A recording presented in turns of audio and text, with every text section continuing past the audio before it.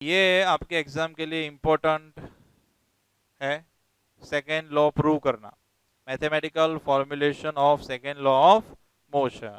समझ गए? कैसे प्रूव करते हैं देखना, 5 मिनट कुछ करना मत, देखते रहो बस, आपके पेपर में दिखाई देगा। एक ये है, एंड लास्ट थियरी है conservation of momentum for any object.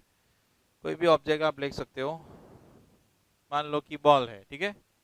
पहले वो फुटबॉल जो है वो ग्राउंड पे पड़ा था, स्टेशनरी पोजीशन में था, एंड बॉल का जो मास है वो हम यहाँ पे ले रहे हैं m।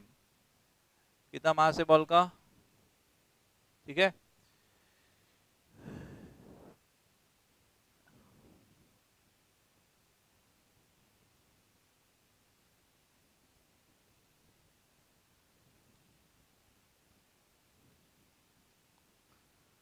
फॉर इनिशियल पोजीशन और we can say rest position, initial velocity कितनी थी, स्टेशनरी है तो कितनी होगी velocity, 0। Therefore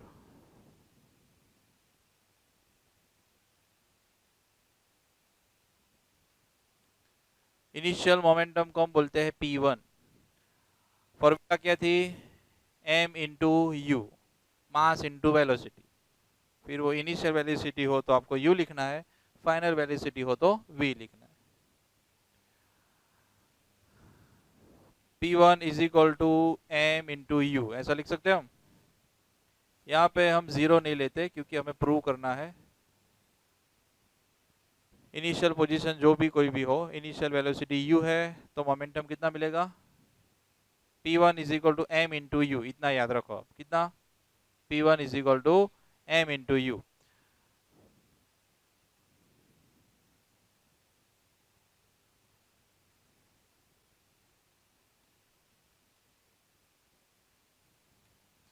for moving position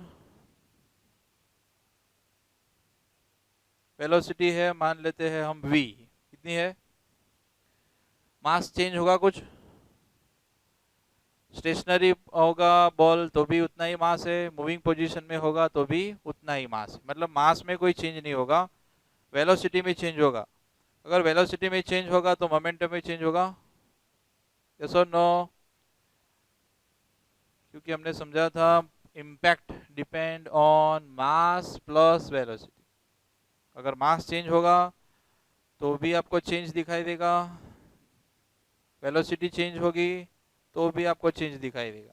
तो सेकेंड मतलब कि मूविंग पोजीशन में मोमेंटम हमें मिला p2 is equal to m into v. कितना मिला, अभी मैं फाइंड कर रहा हूं चेंज इन मोमेंटम।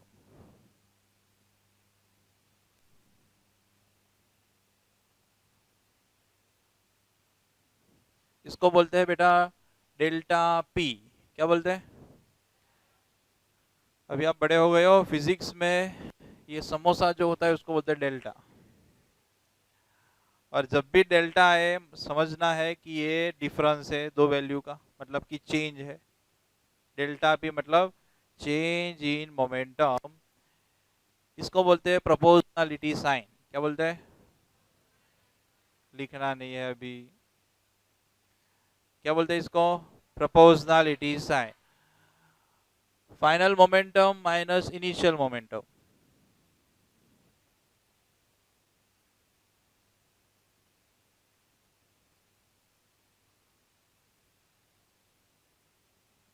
दो मॉम है ऐसा नहीं है, final mom minus initial mom.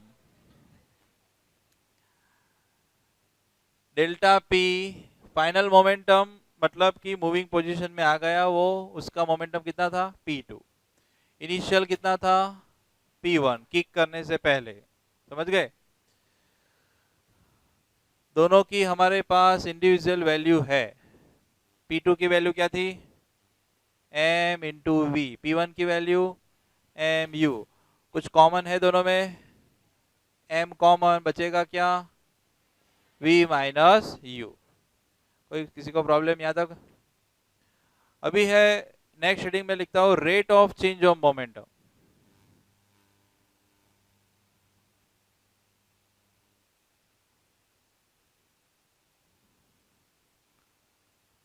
And इसी को बोलेंगे हम force. Rate of change of momentum मतलब फोर्स।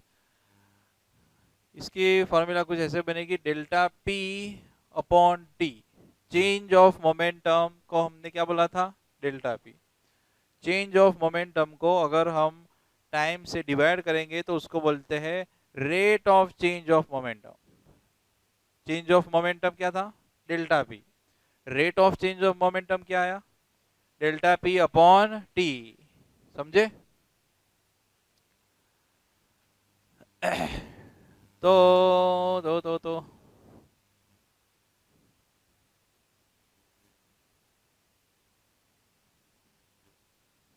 प्रोपोर्शनलिटी साइन यहाँ नीचे आएगी, ये इक्वल है।